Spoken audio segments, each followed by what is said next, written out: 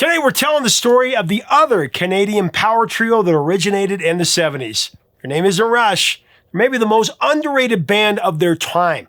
Coming up, we've got the wild tale of how a single radio DJ in San Antonio, Texas, turned these three unknown guys from Toronto into arena rock legends. Back when that sort of thing could happen. Plus, we'll cover the anthem about never giving up that ironically planted the seeds for the band's eventual breakup. It's our latest episode of Short and Sweet. Next on Professor Rock, let's do it. Hey music junkies, on today's episode of Short and Sweet, where we cover a legendary artist and their top 3 songs in less than 10 minutes, we're all about Triumph. Now the Triumph story begins in Toronto in 1975. Guitarist and vocalist Rick Emmett, drummer and vocalist Gilmore, and bassist and keyboardist Mike Levine came together with a shared vision of creating intelligent, technically impressive rock music, that still had commercial appeal, and I think they did it in spades. In 1976, they released their self-titled debut on the small independent label Attic Records. The album went nowhere, though. Canadian radio mostly ignored it, and there was no money for serious touring or promotion for that. Now, the band might have packed it in right then and there, but then something really unexpected happened. Texas. A radio DJ in San Antonio got a hold of the album and started playing it on repeat. The listener response was crazy immediate, and it was enthusiastic all the way. Triumph decided to take a gamble and tour Texas, playing small venues for audiences who had never heard of them beyond that one DJ's passion.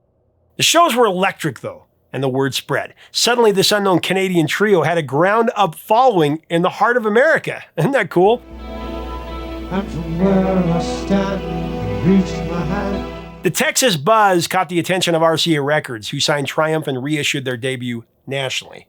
That happened in 1977. The band released their sophomore effort, Rock and Roll Machine, and that one featured a cover of Joe Walsh's Rocky Mountain Way.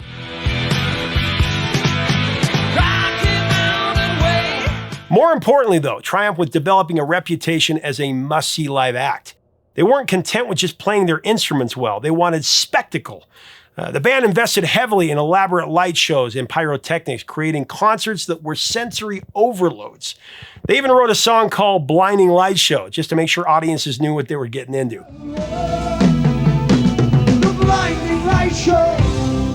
It was bombastic, maybe a little over the top, but it was definitely working. By the late 70s, Triumph signed with MCA Records, and this is when everything came together. The 1979 album Just a Game and 1980's Progression of Power showed a band refining their sound, still progressive and complex, but with much stronger hooks. These albums all built momentum, inching them closer to the breakthrough they'd been chasing for years. But then came 1981, where everything changed. Allied Forces was the album where Triumph finally reached their full potential. The record went gold and spawned the anthemic Fight the Good Fight, a song that became a rallying cry for their fans and remains their signature track to this day.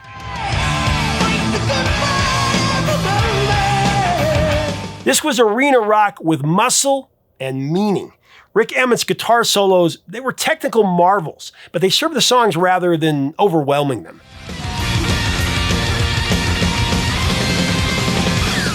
Really, this album is still considered their masterpiece.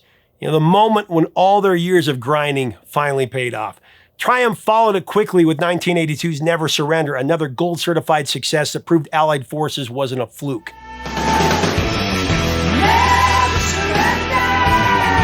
Triumph was one of the biggest rock bands in North America, selling out arenas and dominating AOR radio. And they'd done it without compromise, just by being themselves. But sustaining that level of success, it proved difficult. Albums like 1984's Thunder 7, 1986's The Sport of Kings, and then 1987's Surveillance were solid efforts, but none of those matched the commercial heights of their early 80s peak. The musical landscape was shifting. MTV was changing how rock bands connected with audiences, and Triumph's brand of technically proficient hard rock, it was unfortunately falling out of fashion. Then in 1988, Rick Emmett decided to leave and pursue a solo career.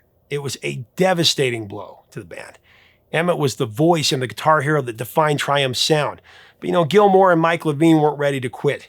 They brought in guitarist and vocalist Phil X, a talented player who'd worked with Frozen Ghosts and Aldo Nova. The Phil X lineup released one album, 1993's Edge of Excess, but it just couldn't recapture the magic of the original Triumph. Without Emmett, it wasn't Triumph.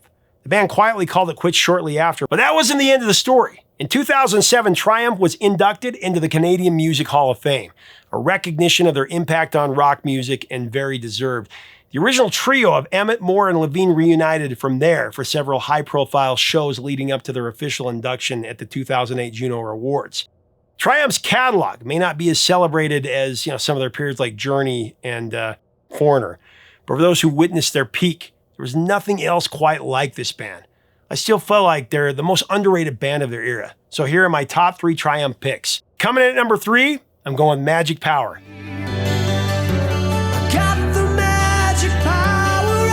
So what is this magic power they're singing about? Well, it's the music itself. The song tells the story of a young girl lying in bed at night with her radio on, desperately waiting for the DJ to spin her favorite track. I mean, we've all been there.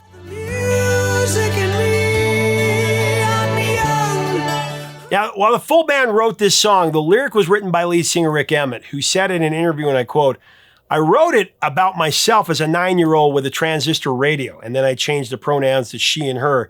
If there hadn't been a John Sebastian, Do You Believe in Magic, and a Pete Townsend, Won't Get Fooled Again, Who's Next, this song would not have happened."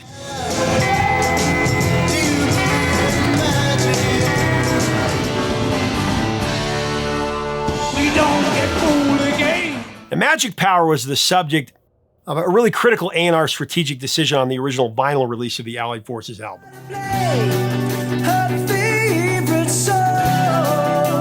This is when sequencing really mattered. Bassist Mike Levine, he has said that placing Magic Power as the second track was absolutely vital to the plan for the album. It was definitely intentional. And the idea was to make listeners commit to the entire album. They positioned it to be the undeniable hit that guaranteed a fan would finish side 1.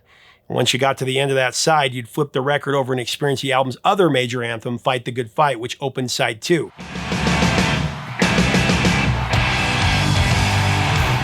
It was brilliant album sequencing at its finest. Triumph's Magic Power was a significant success in both the US and Canada upon its 1981 release. In their native Canada, it was the bigger hit on the singles chart, peaked at number 14 on the National RPM singles chart. In the US, it reached its greatest popularity on rock radio, peaking at number 8 on the Billboard Mainstream Top Rocks track chart.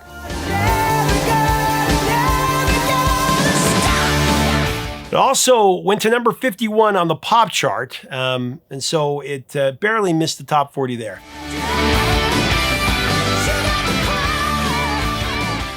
All right, coming in number 2, I'm going with Lay It on the Line.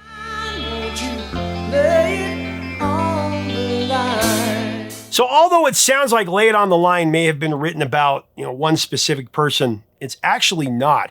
Rick Emmett said the song is about honesty and just wanting other people to be honest with you. He added, and I quote, "When I started to develop that one, I probably had the hook. Whoever's singing that song is saying, just give me the truth. That's really all I want in a relationship, is honesty."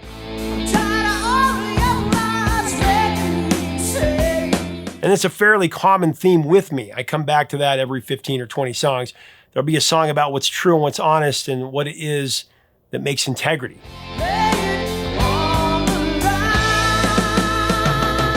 The song is directly symbolized on the album's artwork. The chessboard pictured on the album cover with pieces strewn about represents Lay It on the Line.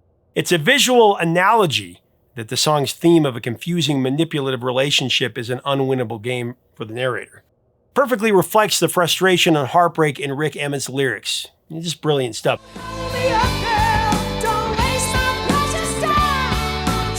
Lay It on the Line was one of the 2 singles from Just a Game that crashed the Billboard Top 40, along with Hold On.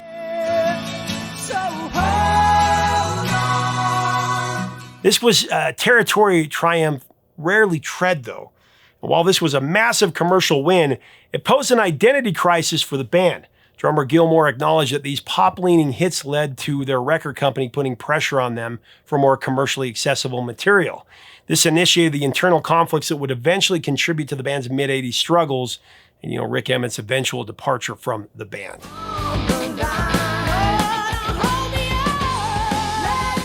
All right, so for my number 1 pick, I've got to go with what I consider to be one of the best AOR songs of the entire 80s, Never Surrender.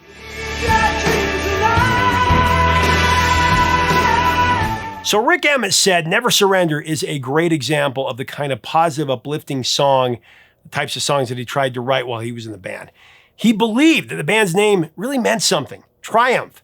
And this song was one of the ones he wrote to help create that triumphant image in his fans' minds.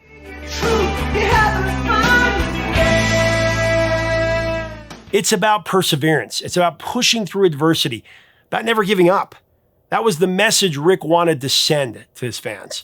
But despite Rick liking the song's message, the success of Never Surrender actually amplified a central internal conflict that eventually led to Rick Emmett's bitter departure from the band.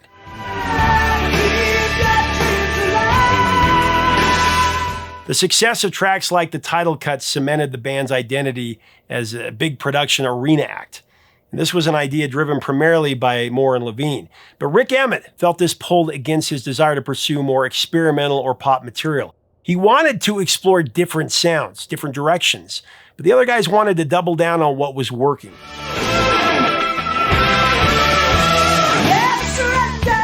The core tension was dramatically summarized by Gilmour when he said, "I don't want to be the drummer in Rick Emmett's band." It's a powerful statement. It reflects the power struggle over the band's creative direction during their most popular period, crucial period. And ultimately, that tension would prove to be too much. I mean, the very success that Never Surrender brought them also planted the seeds for the band's eventual fracture, which is crazy. But man, it was so great while it lasted.